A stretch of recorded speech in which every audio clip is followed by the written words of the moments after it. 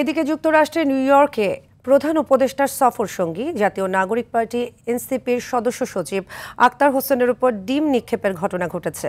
সেখানে অবস্থানরত আওয়ামী লীগ নেতাকর্মীরা জয় বাংলা স্লোগান দিয়ে হেনস্থা করেছে এনসিপি নেতাকে। নিউ ইয়র্কের কেনেডি বিমানবন্দর থেকে বের হওয়ার সময় এ ঘটনা ঘটে।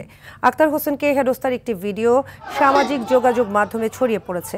এরপর আক্তার হোসেন সহ এনসিপি নেতাকর্মীরা মুজিববাদ মুর্দাবাদ স্লোগান দেয়। এ সময় তিনি বলেন, যারা হাসিনার গুলির সামনে মাথা নত করেনি, ভাঙা ডিমে তাদের কিছু যায় আসে না। এই ঘটনার মধ্য দিয়ে আবারও প্রমাণিত হয়েছে আওয়ামী লীগ একটা সন্ত্রাসী সংগঠন। এ ঘটনার নিন্দা ও প্রতিবাদ জানিয়েছে এনসিপির অন্যান্য নেতাকর্মীরা।